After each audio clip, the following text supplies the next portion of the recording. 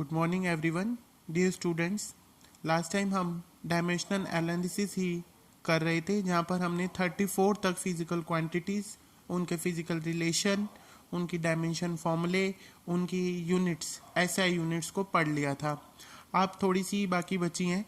Number 35 heat, जिसे हम Q से डिनोट करते हैं, ये एनर्जी के बराबर होती है और एनर्जी की डायमेंशन होती है ml2t-2, ml2t-2। और इसकी यूनिट क्या होगी? एनर्जी की जितनी भी तरह की एनर्जीज होंगी सबकी यूनिट क्या रहेगी? जूल। उसके बाद है रेडियस ऑफ गायरेशन। रेडियस से पता लग रहा है कि इसकी डायमेंशन क्या होगी? डिस्टेंस। रेडियस ऑफ गायरेशन जो है इसे हम 5th यूनिट में डिटेल में पढ़ेंगे। ये एक लंबा कॉन्सेप्ट है, अभी के लिए आप इसे याद कर लोगे कि ये डिस्टेंस के इक्वल है, रेडियस है और इसकी डायमेंशन कितनी होगी? एल के बराबर। एल के लिए हम ऐसा यूनिट यूज करते हैं एम। उसके बाद है rate of flow. Rate of flow का मतलब वी। ये मतलब होता है कि जैसे कोई पाइप है, कोई क्रॉस सेक्शन है, उसमें से कोई लिक्विड फ्लो करता है तो उसका कितना वॉल्यूम कितने टाइम में क्रॉस कर गया। पाइप है तो उसमें से कितना पानी निकला कितने समय में, तो वो उसका क्या होगा? Rate of flow. कि जो फ्लो हो रहा है उसका रेट क्या है। रेट का मतलब हमेशा क्या होता है? Divide by time. अब इसकी यूनिट क्या रहेगी? वॉल्यूम की L3, क्योंकि L into B into H, और टाइम की T जब ये ऊपर चला जाएगा तो T की पावर -1 हो जाएगी। तो अब ऐसा यूनिट भी इसको देख लेंगे। L के लिए metre cube, time second, second -1। उसके बाद है फोर्स कांस्टेंट और स्प्रिंग कांस्टेंट। फोर्स कांस्टेंट और स्प्रिंग कांस्टेंट के, यानी फोर्स अपॉन में डिस्प्लेसमेंट। जैसे कोई स्प्रिंग होता है तो हम उस पर फोर्स लगाते हैं और वो स्प्रिंग जो है डिस्प्लेस हो जाता है, थोड़ा खुल जाता है। तो उसमें ये देखना होता है कि कितना फोर्स लगाने पर कितनी डिस्प्लेसमेंट होती है। तो ये किसके बराबर होगी? mL0t-2, mL0t-2, यानी न्यूटन मीटर -1। फोर्स की होगी न्यूटन, डिवाइड बाय किसके है? डिस्प्लेसमेंट मीटर में होती है, तो मीटर -1 इसकी यूनिट हो गई। फिर है उसके बाद रिफ्रैक्टिव इंडेक्स। ये आपने 10th क्लास में लाइट चैप्टर में पढ़ा था। रिफ्रैक्टिव इंडेक्स ये क्या होता है? ये कांस्टेंट ही होता है, यानी किसी ग्लास के अंदर जब लाइट जाती है तो वो ग्लास उसकी स्पीड चेंज होने की वजह से उसकी डायरेक्शन को बदल देता है। उसे हम कहते हैं रिफ्रैक्शन होना। Bending of light on going from one medium to another is known as refractive index, refraction. और जब वो रिफ्रैक्शन होता है तो हर जो मीडियम होता है उसकी अपनी अपनी एबिलिटी है कि वो लाइट को कितना मोड़ देते हैं। जैसे ग्लासेस भी कई तरह के आते हैं, तो कोई लाइट की पाथ को थोड़ा मोड़ पाता है, कोई ज़्यादा, कोई बहुत ज़्यादा। तो उसको कैसे पता लगता है? उसका क्या होता है? रिफ्रैक्टिव इंडेक्स, जिसे म्यू से दिखाते हैं। ये सिंबल जो है यू के साथ, इसकी ये वाली टांग भी लंबी कर देते हैं इस लाइन को, इसे हम बोलते हैं एम यू म्यू। और ये म्यू किसके बराबर होता है? C/V। C यहाँ पर क्या है? लाइट की स्पीड, और नीचे V क्या है? लाइट की स्पीड ये है जनरल, यानी स्पेस में जितनी होती है, जो कि होती है 3 लाख किलोमीटर पर सेकेंड। और वेलोसिटी ये लाइट की जब वो मीडियम के अंदर चली गई, यानी ग्लास के अंदर चली गई, तो दोनों ही वेलोसिटीज हैं, तो इनकी रेशियो क्या है? कांस्टेंट है, जिसको ही हम रिफ्रैक्टिव इंडेक्स बोल रहे हैं। और कांस्टेंट की कोई डायमेंशन नहीं होती। इसका फॉर्मूला क्या रहेगा फिर? M भी 0, L भी 0 और T भी 0। इसकी कोई यूनिट्स नहीं होती, क्योंकि ये प्योरली एक नंबर है, एक रेशियो है। उसके बाद है एनर्जी डेंसिटी। एनर्जी डेंसिटी का मतलब किसी भी चीज़ की डेंसिटी ये देखते हैं तो पर यूनिट वॉल्यूम, जैसे रेट देखते हैं तो पर यूनिट टाइम, तो ऐसे ही जब हम एनर्जी डेंसिटी देखते हैं तो ये होता है एनर्जी अपॉन में वॉल्यूम। एनर्जी और वॉल्यूम की डायमेंशंस को डिवाइड करेंगे और हमें मिलेगा mL-1t-2, mL-1t-2, और यूनिट क्या रहेंगी? Joule metre -3, joule metre -3। तो ये आपने आज सारी डायमेंशन एनालिसिस ख़त्म कर ली है 40 तक। और मंडे को हम आगे नेक्स्ट टॉपिक भी शुरू करेंगे। थोड़ा सा और अभी रहता है इससे related, types of quantities. Types of quantities कौन कौन सी थे? First point, dimensional constant.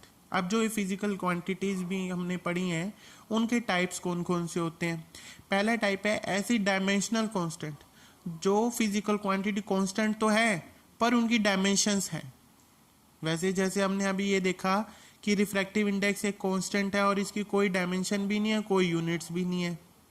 पर हम पहली टाइप पढ़ रहे हैं जिनकी वैल्यू तो कांस्टेंट है बट दे पोजेस मतलब हैव डायमेंशंस। जैसे velocity of light, velocity of light की वैल्यू फिक्स है 3 × 10 की 8 मीटर पर सेकेंड, पर उसी डायमेंशन वेलोसिटी वाली है यानी LT-1। ऐसे यूनिवर्सल गैस कांस्टेंट, ये सारी चीजें।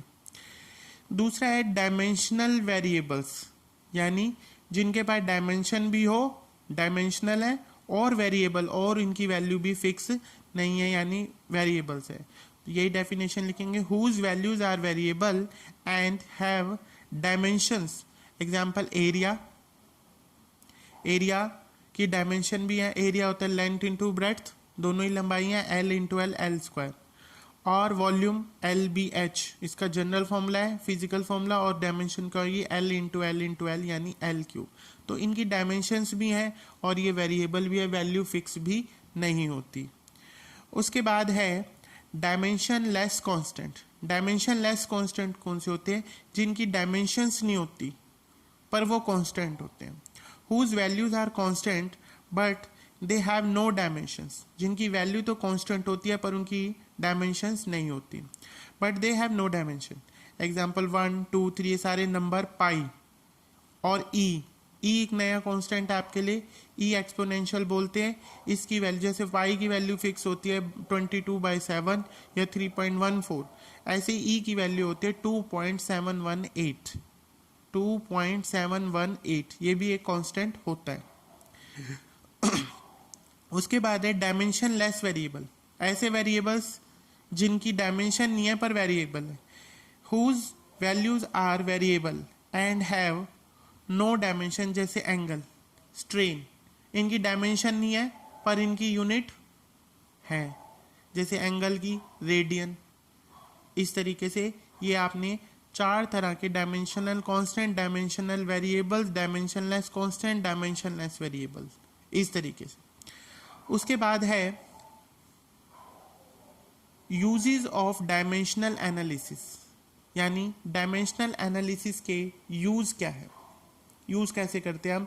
इन जो हमने ये 40 के 40 फॉर्मूले पढ़े, इनका इस्तेमाल कहाँ होता है, कैसे होता है, ये सारा।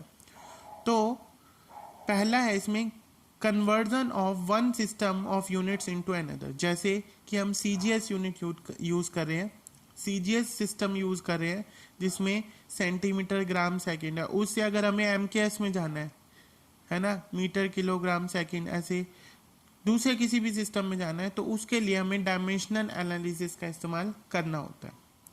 दूसरा कह रहे हैं checking the correctness of various फॉर्मूले, यानी अगर हमें कोई फॉर्मूला दे देता है कि ये इसके बराबर है, जैसे F = हमने बोल दिया M × A, यानी फोर्स बराबर है मास इंटू एक्सेलरेशन, तो वो कैसे पता चलेगा कि ये फॉर्मूला, अगर हमने यूं कह दिया मास इंटू एक्सेलरेशन का स्क्वायर, फॉर्मूला इनकरेक्ट है, तो पर हमें पता कैसे चलेगा?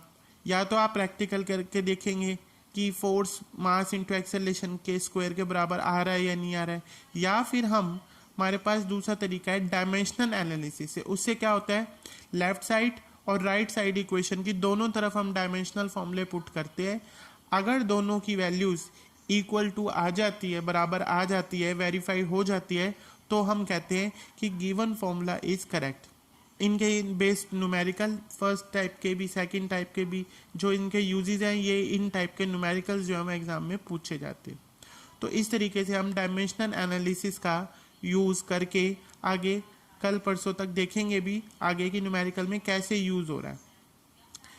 तीसरा पॉइंट है इसमें डेरिवेशन ऑफ फॉर्मूले, कि फॉर्मूलों का डेरिवेशन भी कर सकते हैं, यानी इससे हम पता लगा सकते हैं कि ये गिवन क्वांटिटी जो है वो इन फैक्टर्स पे डिपेंड करते हैं, पर कैसे, स्क्वायर पे करती है, उनके क्यूब पे करती है, वो सब डेरिवेशन भी फॉर्मूले के हम डायमेंशनल एनालिसिस को इस्तेमाल करके डिराइव कर सकते हैं। यानी 3 यूजेस हो गए, एक यूनिट से दूसरी यूनिट जाने के लिए एनालिसिस, फॉर्मूले की करेक्टनेस को चेक करने के लिए और फॉर्मूले को डिराइव करने के लिए। यही तीनों हमारे आगे नेक्स्ट लेक्चर में हम लोग डिस्कस करेंगे। आज आप ये सारी डायमेंशंस 40 तक याद कर लीजिए, टाइप्स ऑफ क्वांटिटीज़ और उसके बाद यूजेस, और कल से हम इनके तीनों यूजेस पे बेस्ड न्यूमेरिकल सॉल्व करने स्टार्ट करेंगे। Thank you.